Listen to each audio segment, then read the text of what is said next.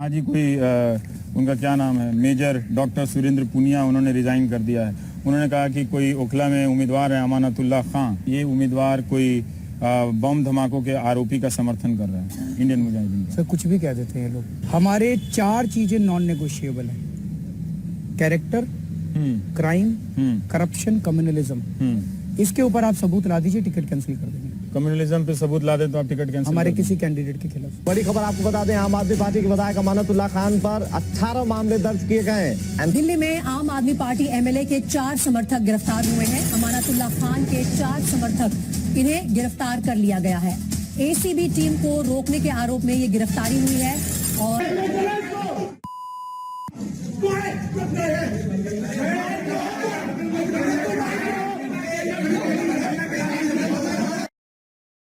जब भी हम किसी को टिकट देते हैं या किसी को पार्टी में पोजीशन देते हैं तो उसकी खूब चेकिंग करते हैं, और कोई दूसरी पार्टी से आता है तो डबल चेकिंग करते हैं। और इन 3 चीजों की मैं गारंटी दे रहा हूं सर, कैरेक्टर, क्राइम और करप्शन, इन 3 चीजों के ऊपर अगर कोई चाहे किसी पार्टी से आए, अगर इन 3 चीजों के ऊपर कोई खरा नहीं उतरेगा, उसको ना टिकट मिलेगी और ना पोजीशन मिलेगी। दिल्ली दंगा मामले में आप पार्षद ताहिर हुसैन की मुश्किलें बढ़नी शुरू हो गई हैं। दिल्ली पुलिस ने ताहिर हुसैन के घर को सील कर दिया है। ताहिर हुसैन के घर से दंगे में इस्तेमाल ईंट, पत्थर, पेट्रोल बम समेत कई संदिग्ध चीजें मिली हैं। दिल्ली के दंगे में अब तक 38 लोगों की मौत हो चुकी है। दिल्ली पुलिस ने ताहिर हुसैन पर लगे आरोपों की भी जांच शुरू कर दी है। मीडिया ताहिर हुसैन के घर की छत पर पहुंचा, जहां पेट्रोल बम रखा नजर आया। यही नहीं, पूरी छत पर खूब सारे पत्थर भी बिखरे दिखाई दिए। इसके अलावा छत पर बुलेट भी रखी नजर आई। आदमी पार्टी के नेता और ईडीएमसी के काउंसिलर ताहिर हुसैन पर पुलिस का शिकंजा कसता चला जा रहा है। इस चार्जशीट में एक के बाद एक सनसनीखेज खुलासे हुए हैं। नए आरोप पत्र के मुताबिक आईबी अफसर अंकित शर्मा की हत्या की साजिश ताहिर हुसैन ने रची। हुसैन ने कबूल किया है कि वो हिंसा का एक बड़ा मास्टरमाइंड है। दिल्ली पुलिस के मुताबिक ताहिर हुसैन ने बताया है कि 2017 में पार्षद बनने के बाद से ही मेरे मन में था कि मैं राजनीति और पैसों की बदौलत हिंदुओं को सबक सिखा सकता हूँ। आज केजरीवाल को 8 साल होने जा रहे हैं, 7.5 साल होने जा रहे हैं दिल्ली में। यमुना के ऊपर उसने क्या किया? कुछ भी नहीं। जहाँ थी यमुना वैसी की वैसी है। जब 7 सालों में कुछ नहीं हुआ, 7.5 साल में 2-2.5 साल के अंदर ये क्या ताजमहल बना देगा क्या? या यमुना को थेम्स बना देगा? क्या बनाएगा यमुना को? कुछ नहीं। इनके पास कोई प्लान ही नहीं है, सिवाय झूठ बोल के पब्लिक को बरगला करके, घुमा फिरा करके जो है बेवकूफ इनोसेंट लोगों को बेवकूफ बनाता है। कल कुछ बोला, आज कुछ बोलता है। लोगों को बताता है गुजरात में आईबी की रिपोर्ट है। कौन सी आईबी की रिपोर्ट है? कौन सी आईबी है? इसके अपने घर की आईबी है क्या, जो उसने खास आईबी बनाई है क्या? ये तो वही है Kejriwal. Third class politics, third class politician, most opportunist, मतलबी टाइप का बंदा है। इसने हर एक को इस्तेमाल किया, अपने साथियों को इसने इस्तेमाल किया। किसको इसने इस्तेमाल नहीं किया? 2 करोड़ हो, 2.5 करोड़ हो, 3 करोड़ हो, लेकिन आफ्टर ऑल दिल्ली में जो रेवेन्यू जनरेट होता है वो दिल्ली के लोगों की डेवलपमेंट पे खर्च होना चाहिए, ना कि फ्री में बांटने के लिए खर्च होना चाहिए। फ्री क्या हो? What is free? जनता का टैक्स हम जनता को दे रहे हैं। कोई जनता का टैक्स नहीं है। हमसे पूछ के दे रहे हैं, फ्री में जो बांट रहे हैं, पूछ के दे रहे हैं क्या? राजधानी दिल्ली में शराबबंदी को लेकर रायशुमारी हो रही है। दिल्ली में कहां पर शराब की दुकान बंद होगी और कहां की दुकान एक जगह से दूसरी जगह शिफ्ट होगी। अब दिल्ली में इस तरह के फैसले पब्लिक ओपिनियन पर ही हुआ करेंगे। जनता ने दुकान को बंद करने का निर्णय लिया है। जो भी जनता तय करेगी वो सरकार के सरमाथे पे है। पूरे दिल्ली में जहाँ जहाँ शिकायतें आएंगी इस तरह से, वहाँ इसी पद्धति के ऊपर इसको किया जाए। सरकार ने जो है मैनिफेस्टो में बोला था कि मतलब जो ठेके वगैरह खोले जाएंगे तो मोहल्ला सभा होगी, ऐसा आपके मोहल्ले में कोई सभा नहीं हुई। सरकार तुगलकी फरमान जारी कर दिया। हाँ जी।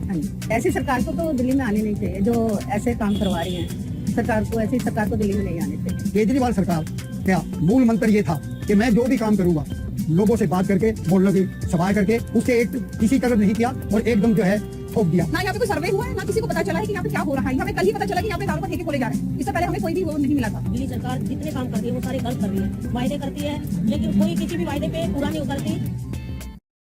अगर आप मेरे को अपना बेटा मानते हो, अगर आप मेरे को अपना भाई मानते हो, तो आज जितने मकान मालिक हैं सब लोग अपने अपने किराएदारों से बात करना और उनको कहना कि चिंता मत करो, हम आपके साथ हैं, हम आपको किराया देने के लिए मजबूर नहीं करेंगे। सब लोग जाके आज उनको आश्वासन देना। कोई किराएदार गरीबी की वजह से आपका किराया नहीं दे पा रहा, मैं आपको आश्वासन देता हूँ सरकार उसका भुगतान करेगी। लेकिन अभी कोई मकान मालिक जबरदस्ती नहीं करेगा, और अगर कोई जबरदस्ती करेगा मकान मालिक तो फिर सरकार सख्त एक्शन लेगी उनके खिलाफ। 29 मार्च 2020 जिस बयान से अरविंद केजरीवाल ने सुर्खियां बटोरी थी, वही बयान अब दिल्ली सरकार के लिए मुसीबत बन गया है। दिल्ली हाईकोर्ट ने किराएदारों और मकान मालिकों की याचिका पर सुनवाई करते हुए दिल्ली सरकार को फटकार लगाते हुए कहा, मुख्यमंत्री वादा पूरा करने पर 6 हफ्तों में फैसला ले। दिल्ली सरकार को किराया भरने की नीति बनानी चाहिए। सीएम जैसे संवैधानिक पद पर बैठे व्यक्ति के वादे को कानूनी तौर पर लागू करना चाहिए।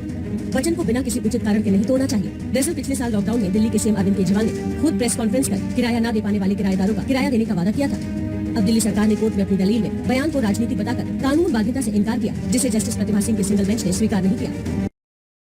दिल्ली के ऑटो वाले मुझे बहुत प्यार करते हैं। ऑटो वाले हमें प्यार करते हैं इसलिए नहीं कि मेरी कोई शक्ल अच्छी है या देखने में सुंदर हूँ, हम आपका ख्याल रखते हैं। क्या केजरीवाल जी दिल्ली के ऑटो वालों से प्यार करते हैं? अधिकतर ऑटो वालों के साथ इसमें झूठी कहा है। तो फर्स्ट टाइम सीएम दिल्ली में तो ऑटो वालों का पूरा सहयोग था 100%। लेकिन हम लोगों का क्या हुआ, यूज एंड थ्रो, हमें यूज करके अब हमारे बारे में कुछ भी नहीं सोचो। ऑटो वाला भी समझ गया, रिक्शा वाला भी समझ गया। हम लोगों ने 1-1 रुपए दे करके इनको चंदा बिटोर करके सारा ऑटो वाला मिलकर इनको अपने गाड़ी में प्रचार किए, इनको मुख्यमंत्री बनाया। ऑटो वाले के सुनते नहीं। अब तो केजरीवाल के ऑटो के पीछे लिखा होगा केजरीवाल फ्री दारूबाज। ये सबसे घटिया मुख्यमंत्री है दिल्ली का। हमारा काम धंधा चौपट कर दिया, इसलिए केजरीवाल केजरीवाल तो आजकल बड़ा प्यार बरसा रहे हैं ऑटो वालों पे। आप भी ऑटो वाले हैं, बताइए। चोर आदमी है। जूता मारू मेरे सामने आ जाए तो। ऑटो वालों को तो पूरे गाड़ दिए गड्ढे में। ऑटो कौन लुटेरा है? अरविंद केजरीवाल। ऑटो वाले तो कह रहे हैं कि ऑटो वालों ने बहुत कुछ कर दिया, कुछ नहीं किया। ऑटो वालों का काम धंधा चौपट कर दिया पूरा। ये ऑटो आप दिल्ली का देख रहे हैं किस तरीके से केजरीवाल हाई हाई लिखा है इनने, और ये तो पैदा की लूटा है। एक दिन अन्ना मेरे गुरु कहने वाले तो आज रास्ता छोड़कर जा रहे, इसका मुझे दुख है। हमारी इस राजनीतिक विकल्प का अगर कोई भी व्यक्ति संसद में या विधानसभा में जाता है तो कोई लाल बत्ती की गाड़ी नहीं होनी चाहिए उसके पास, कोई बड़ा बंगला नहीं होना चाहिए उसके पास, वो एक कमरे के फ्लैट में रहे आम आदमी की तरह। सत्ता और पैसा लोगों को क्या करेगा कह नहीं सकते। उस टाइम पर ये भी बोल रहे थे कि हम सत्ता में आने से सरकार का तनख्वाह नहीं लेंगे, गाड़ी नहीं लेंगे, बंगला नहीं लेंगे, ये सब बोल रहे थे। अभी और पार्टी से भी इनके तनख्वाह ज्यादा है, तो ये ठीक नहीं है। सत्ता और पैसे के लिए ईमान खो देना ये ठीक नहीं। बंगला लिया, गाड़ी लिया, सब कुछ लिया, तो ये ठीक नहीं है। हम जुबान लोगों को दिया है, उसको बदलना ठीक नहीं है। फिनलैंड दुनिया का वो देश माना जाता है जहाँ सबसे अच्छी शिक्षा व्यवस्था मानी जाती है। हम चाहते हैं कि हमारे टीचर्स को, प्रिंसिपल्स को वहाँ का एक्सपोजर होना चाहिए। तो फिनलैंड पहले भी हम कई टीचर्स और प्रिंसिपल्स को भेज चुके हैं। अब एक और जत्था जाने वाला था जिसपे एलजी साहब ने ऑब्जेक्शन लगा दिया कि ये इसको नहीं जाना चाहिए, इसके कॉस्ट बेनिफिट एनालिसिस होनी चाहिए। अब कॉस्ट बेनिफिट एनालिसिस क्या होगी? मैं अपने बच्चों को पालता हूँ, कोई कहे अपने बच्चों को पाल रहे हो, इसकी कॉस्ट बेनिफिट एनालिसिस करो, उसकी क्या कॉस्ट बेनिफिट एनालिसिस होगी? तो ये तो बिल्कुल मैं समझता हूँ ठीक बात नहीं है।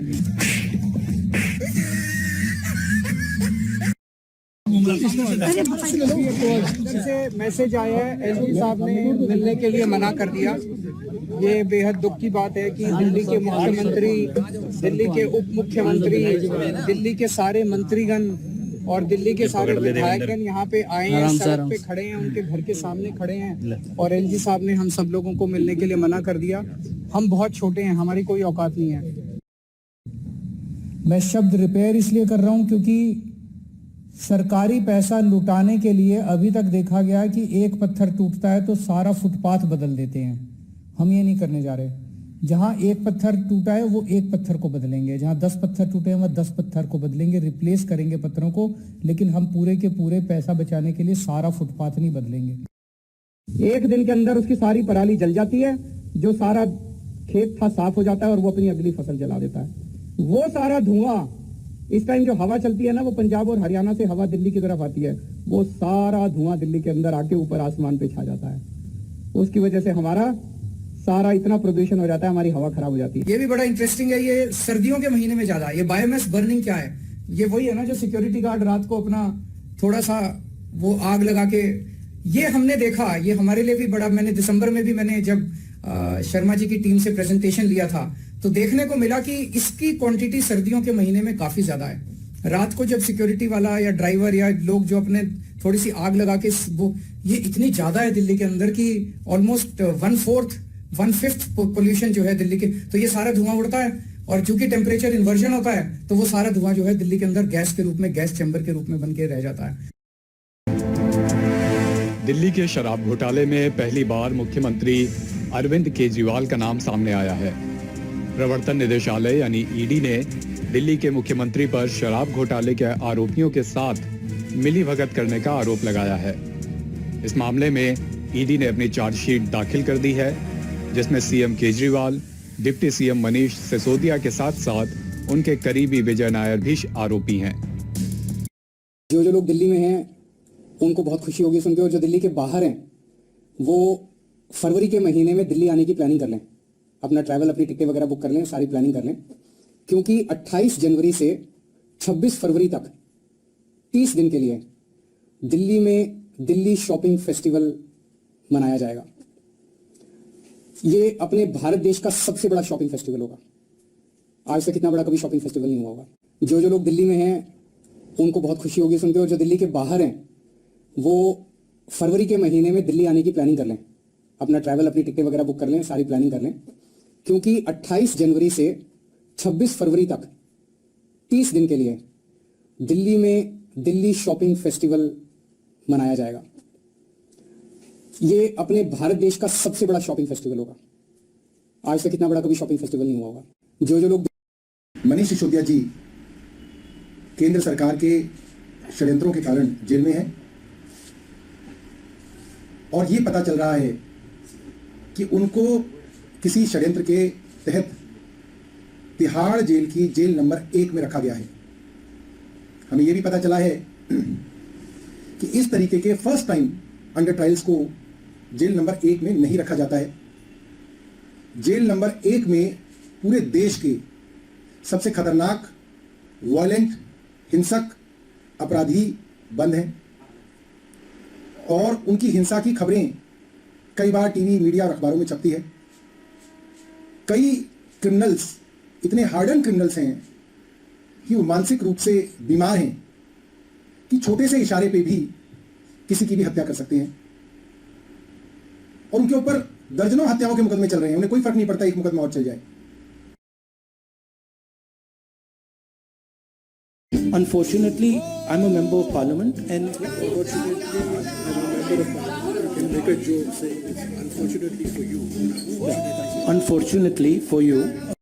आप हमें 5 साल दीजिए, 5 साल में यमुना को इतना खूबसूरत बना देंगे कि आप अपने बच्चों के साथ पिकनिक मनाने के लिए यमुना के तट पर जाना शुरू करेंगे। 5 साल के अंदर अपने को ऐसे करना है कि दिल्ली के एक एक व्यक्ति को यमुना के तट के ऊपर लाना है और एक एक व्यक्ति को यमुना के लिए गौरवान्वित महसूस करवाना है कि हाँ, दिल्ली में जो यमुना बह रही है वो हमारी अपनी यमुना है और ये दिल्ली की लाइफलाइन है। अगले चुनाव के पहले, ये वाला चुनाव नहीं, 5 साल के अंदर अगले चुनाव के पहले आपके सारे गांव को ले जाके उसमें डुबकी लगवा दूंगा मैं। यमुना को साफ किया जाएगा और जैसा मैं अक्सर कहता हूं कि 5 साल तो लगेंगे लेकिन 5 साल के अंत में आपको सबको यमुना में डुबकी तो जरूर लगवा दूंगा मैं। मैंने आपको एक प्रॉमिस किया हुआ है कि अगले चुनाव के पहले आपके साथ यमुना में डुबकी लगाऊंगा, वो कर दूंगा पूरा।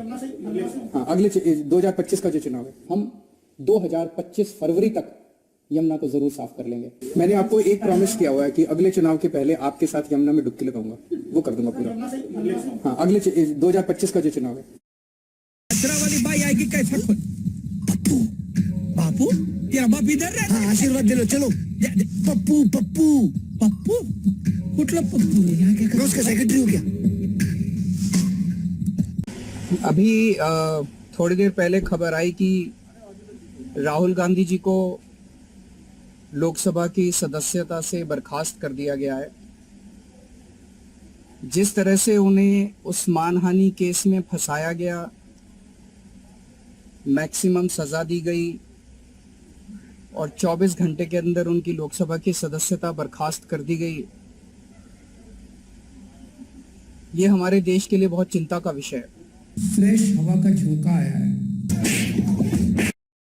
ये भी सरकार जोड़ तोड़ करके बनाना चाहती है, एमएलएस को खरीद के बनाना चाहती है, जो कि बिल्कुल गलत है। पैसे के बल पे वो एमएलएस को खरीदना चाहती है 20-20 करोड़ रुपए में। शेर सिंह डागर, जो कि भारतीय जनता पार्टी के दिल्ली के उपाध्यक्ष हैं, उन्होंने आम आदमी पार्टी के एमएलए दिनेश मोहनिया को 4 करोड़ रुपए में खरीदने की कोशिश की। पिछले 3 दिन में हमारे 7 विधायकों ने बताया है कि उनके पास बीजेपी वाले आए हैं और 10-10 करोड़ रुपए ऑफर कर रहे हैं हमारे विधायकों को तोड़ने के लिए। हमारे एमएलए को एक एमएलए को 20-20 करोड़ रुपए का ऑफर दिया जा रहा है, 20-20 करोड़ रुपए का, कि आप 20 करोड़ रुपए ले लो और आप केजरीवाल जी की सरकार तोड़ दो, केजरीवाल जी को छोड़ दो, आम आदमी पार्टी को छोड़ दो और हमारे साथ आ जाओ। इन्होंने 2017 में भी कोशिश करी थी, बोले हमारी सरकार गिरा देंगे। कहते थे 21 एमएलए तो डिस्क्वालीफाई कर देंगे, 21 को डिस्क्वालीफाई कर देंगे, इतनों को तोड़ लेंगे और फिर सरकार में वो बहुत दिमाग लगाते थे। 70 में से 67 है हमारे पास, 3 इनके पास है, जब तक 4 रह जाएंगे मेरे पास तब भी मेरी मेजॉरिटी है। Of Sisodia destroying, tampering with evidence or even influencing some prime witness in case if he was released on bail.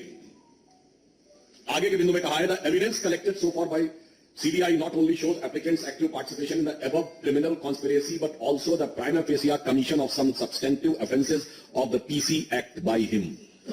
और जो अगली लाइन है वो मूल कारण है जिसके लिए वो सारा स्वांग रच रहे हैं। अगला ऑब्जर्वेशन है Sisodia and other members of आम आदमी party are accused of manipulating and implementation of the Delhi excise policy to facilitate monopolization and cartelization of the liquor trade in Delhi.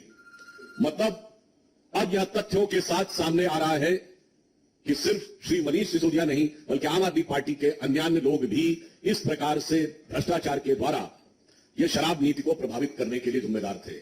अब जो अपने को कट्टर ईमानदार कहते थे वो अब भ्रष्टतम भ्रष्ट सिद्ध होते जा रहे हैं। बेगानी शादी में अब्दुल्ला दीवाना, ये एलजी कहां से आ गया? कौन है एलजी?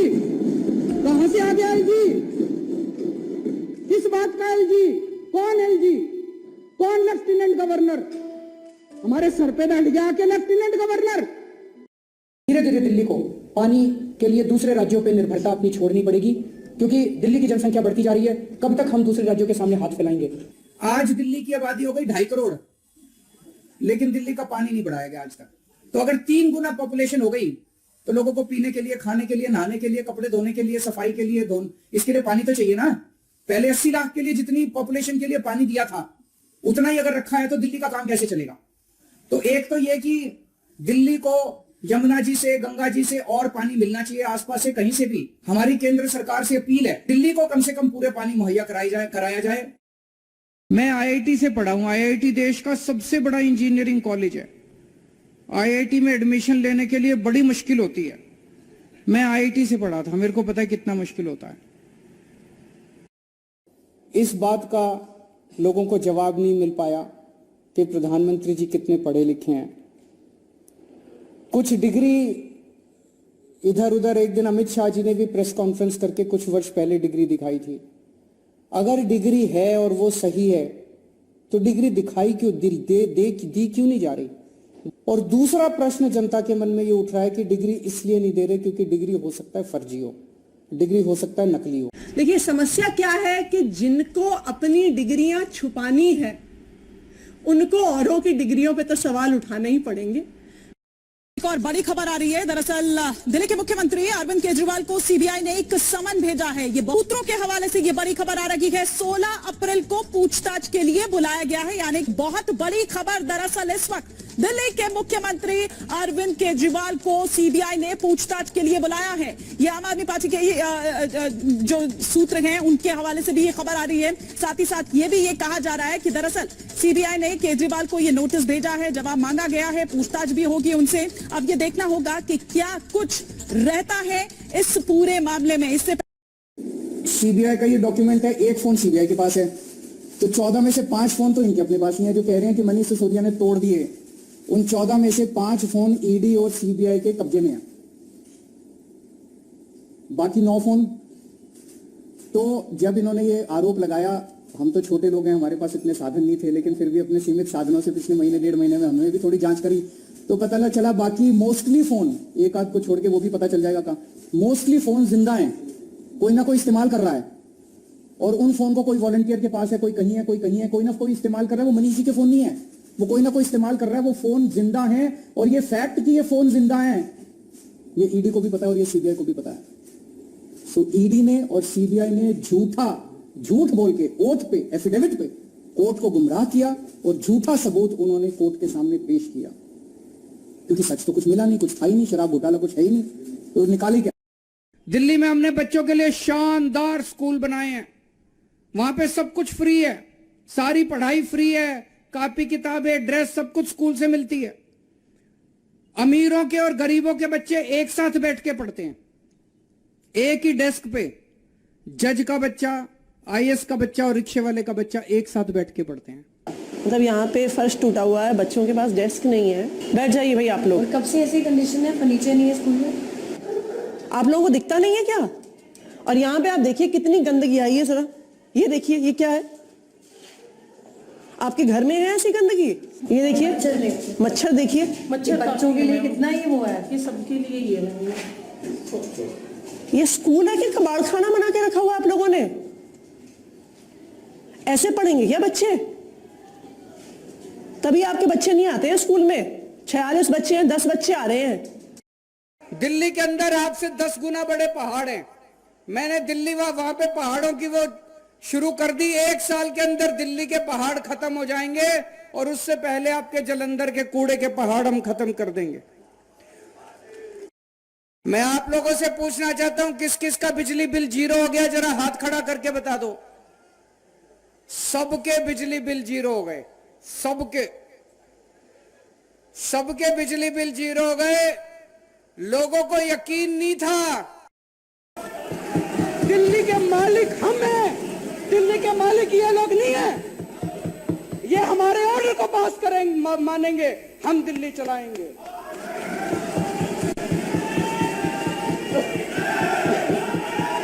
सर जाओ ना यार तुम। नहीं नहीं कुछ नहीं सर। सर साइन हो गई?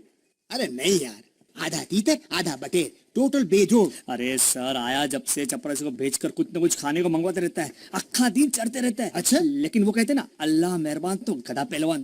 तो फिर क्या हाथी क्या मोर, सब बने गधे के कदरदान।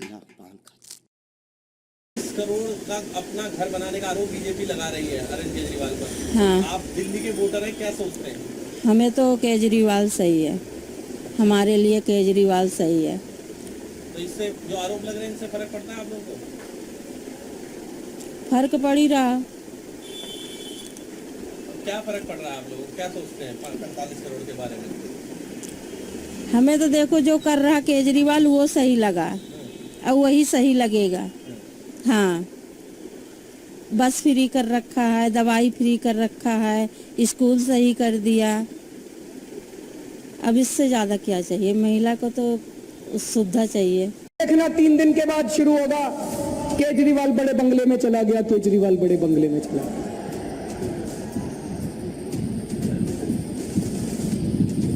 मुझे पूरा एक महापुरुष ने कहा था कि इंसान कहीं भी पहुंच जाए उसको अपनी औकात नहीं भूलनी चाहिए। मुझे अपनी औकात पता है, मैं बहुत छोटा सा आदमी हूं, मेरी बहुत छोटी सी औकात है। आज मेरे घर में 4 या 5 कमरे हैं। मैं जहां भी जाऊंगा 4-5 कमरों से ज्यादा की मेरे को क्या जरूरत है भाई साहब? 4-5 कमरे ही चाहिए, हाथ पैर पसारने के लिए उतनी जगह चाहिए, और जगह की क्या जरूरत है? मैं पहली बार बंगाल में आया हूँ और इतना इन्होंने हमें मान सम्मान दिया और उसके लिए मैं धन्यवाद करता हूँ। आपका नाम तो मान है। जी थैंक यू। और केजरीवाल जी चाह रहे थे कि वही जो है वो इनॉग्रेट कर दें। एलजी साहब ने उनको साइड लगा दी। जरा तस्वीर एक बार देखिए, वो अंदर बीच में घुस के एलजी जो है वो थोड़ी सभ्यता दिखा रहे, कह रहे कि भाई दिल्ली के मुख्यमंत्री इधर आ जाओ। लेकिन केजरीवाल जी सोचे कि वो कह रहे कि तुम इनॉग्रेट कर दो, वो सीधा लेने लगे जा रहा है। एलजी ने साइड रखो भाई थोड़ा अभी। उन्होंने मनीष सिसोदिया को उठा के जेल में डाल दिया। उनको लगा मनीष सिसोदिया को जेल में डालने से शिक्षा के काम रुक जाएंगे। उन्होंने सतिंदर जैन को उठा के जेल में डाल दिया। उनको लगा सतिंदर जैन को जेल में डालने से मोहल्ला क्लिनिक बंद हो जाएंगे, अस्पताल बंद हो जाएंगे। मैं प्रधानमंत्री जी को बोलना चाहता हूं, हमारे पास एक मनीष सिसोदिया नहीं है, हमारे पास 100 मनीष सिसोदिया हैं। हमारे पास एक सतिंदर जैन नहीं है, हमारे पास 100 सतिंदर जैन है। आप एक को जेल में डालोगे, हमारा दूसरा आ जाएगा काम करने के लिए, काम नहीं रुकेगा। दोस्त 2015 में मैं दिल्ली का मुख्यमंत्री बना। मेरे को 8 साल हो गए दिल्ली पे राज करते करते। मेरे को 8 साल हो गए दिल्ली पे राज करते करते। मेरे को 8 साल हो गए दिल्ली पे राज करते करते।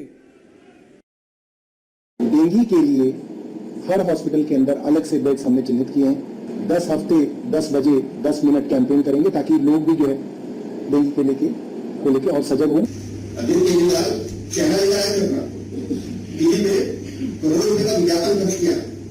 10 हफ्ते 10 बजे 10 मिनट, 10 हफ्ते 10 बजे और 10 मिनट। अब उनको नहीं सुन रहे, रोज दिल्ली के जनता अस्पताल में चक्कर काट रही है। वायरस इतना खतरनाक है कि लगातार तेज उठा सकता है, गला दुखता है, चक्कर आने लगते हैं, लेकिन कोई ट्रीटमेंट दिल्ली के सरकारी अस्पतालों में उसके लिए नहीं है। कोई दवाई उन्होंने तैयार नहीं किया। डेंगू जैसी खतरनाक बीमारी, डेंगू जैसा वायरस दिल्ली में फैल रहा है, आप हमें बताएं कि आप इसको रोकने का प्रयास करेंगे। इन्होंने केंद्र सरकार से डेंगू की रोकथाम के लिए पैसे मांगे, तो लगभग 2 करोड़ रुपए केंद्र सरकार ने इनको रिलीज कर दिए। ये बताएं उन्होंने पैसा नुकसान किया। अगर कभी कोई बीमार हो तो चिंता मत करना, आपके पूरे इलाज का खर्चा, छोटी बीमारी होगी तो भी और बड़ी से बड़ी बीमारी होगी तो भी, आपका पूरा इलाज हम कराएंगे। अच्छा इलाज कराएंगे, फ्री में इलाज कराएंगे। मैं कहता हूं मैं कट्टर ईमानदार हूं। हमारी पार्टी एक कट्टर ईमानदार पार्टी है।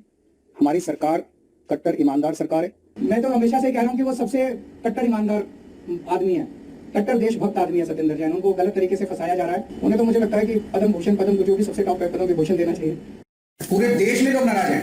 एक मिनट, जिस व्यक्ति को पूरे देश की शिक्षा व्यवस्था सौंप देनी चाहिए उस व्यक्ति पे सीबीआई की रेड कराते हो तुम लोग? शर्म नहीं आती तुम लोगों को?